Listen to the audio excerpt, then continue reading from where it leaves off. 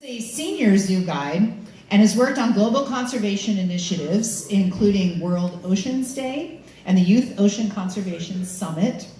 She's also recently selected as a SeaWorld and Busch Gardens Youth Advisory Council member, and she also volunteers for the Washington Department of Fish and Wildlife. And if that's not enough, in addition to all her volunteer work in conservation, Grace is also a volunteer firefighter, and she's vice president of District 47 Volunteer Firefighters Association. This young woman is incredible. And take it away, Grace. Thank you. Thank you so much, Karen. That was really sweet. I wasn't expecting to cry. But my name is Grace, and as Karen said, I do a lot in conservation. I have worked in conservation for about 4 years now. I'm a senior in high school, so I'm 17 years old, and I'm going to be graduating this year, and hopefully pursuing a career in marine studies and environmental policy. So my talk today that I'm going to talk to you about is how to become how to go from a consumer to a conservationist. It's something that I have done and something I'm still working on, and something that all of you guys here can do as well. So there are a lot of questions that I could ask you guys to really make you think about conservation in your life, but I only have 5 minutes. So the things that I want you to think about, not just as I talk, but as you leave this space tonight and as you think about conservation in the future, is what changes can you make in your life, and are you willing to change them? Because it's not really a question of if we can make changes. We can all make changes in our lives, whether it be to be more sustainable or to just be better people in general. The real question is, are we willing to make those changes? And that's something that we should examine as we go on with these issues. So I started at Point Defiance Zoo in Aquarium when I was a freshman in high school. At 14 years old, that was the coolest thing ever. And I knew that even just starting out, it was going to be one of the best decisions of my life. But a lot of my peers did not think that way. So I live in Enumclaw. It's a really small town, about an hour out of Tacoma. So I was driving, well actually my mom was driving, me an hour up to the zoo every weekend in the summer for me to volunteer. And so a lot of people would tell me, I can't believe that you do that. Why would you volunteer? You're not even getting paid for it. I would never do that. On and on and on, and it was the same thing. It was always about pay, because I think as a society we are so motivated by money, and we are so turned off to the idea of volunteering our time for free.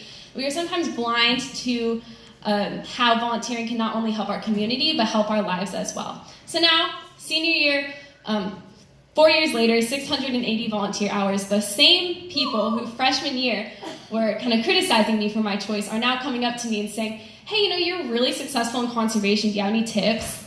And I always say the same thing. Work for passion and not pay. Because in this field, if you work for a paycheck, you're not going to achieve anything. You have to work and you have to advocate for something because you're passionate about it. So through my work with Point Defiance, I got open to the idea of the Youth Ocean Conservation Summit. So I attended the Puget Sound Youth Ocean Conservation Summit as a freshman in high school. And that was really where I started to get into environmental advocacy, environmental education, conservation, and environmental policy. So YOCS is a national summit created by a man named Sean Russell. And it is to get youth involved in conservation and give them the tools and the skills necessary to develop their own projects. And so Sean started this when he was in high school, and he's a huge inspiration to me. So I returned to the Puget Sound YOCS the next year as a speaker, and the year after that as a member of the planning team. And then just a few weeks ago, Sean Russell called me up and said, hey, I've seen your work, I really like it, and I'd like you to be the National Advocacy Coordinator. So when your inspiration turns into one of your colleagues, that's kind of how you know that you made it a little bit. So that was a big deal for me. And so now I work to connect youth all across the country and get them involved in conservation. Youth all across the country and get them connected to their legislators, whether that be state legislators or federal legislators, and get them involved in political advocacy. So I've done a lot of political advocacy work myself. I've been up to Olympia a couple times with Karen here talking about a couple different conservation issues.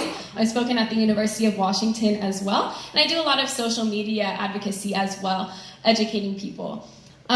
So recently I had the honor of testifying in front of the Washington State Senate about the plastic bag bill and also plastic straws. And so talked about that a little bit today. But basically just talking to senators about reusing our single-use plastic use. And when people hear about this, they think it's like one of the most impressive things that I've done, but I don't really think that, because what a lot of people don't realize is that anybody can go and testify in front of the Senate. Literally, you go to the legislative building, you sign up on a little iPad, you go to the hearing, and then that's it. That's all you have to do. I mean, so we are often disconnected to our government, and we forget that these government officials, they work for us. And so we vote, and then that's kind of it. And we need to do so much more than that. There comes a point in conservation where just not using a plastic straw or not idling your car isn't enough. And we need to have government cooperation, we need to have government support. And the only way that we're going to get that is if we voice our concerns and if we tell people that that's what we want, if we tell our representatives that that's what we really want in our society. And so I realize not everybody can go testify in front of the Senate. It's kind of a scary thing to do, and it takes a lot of time, but just writing to your legislators, getting connected to your reps, whether it be sending an email, sending a letter, just telling them that you care and showing them that you care about conservation. It can be as simple as tagging them in an Instagram post. That is huge, and that's really what I want you guys to take away from tonight, is that advocacy is the most important part of conservation going forward. If we do not voice our concerns and voice what we want and voice for greener policy, then what are we really here doing? So that's all the time that I have. I went over a little bit. Thank you guys so much.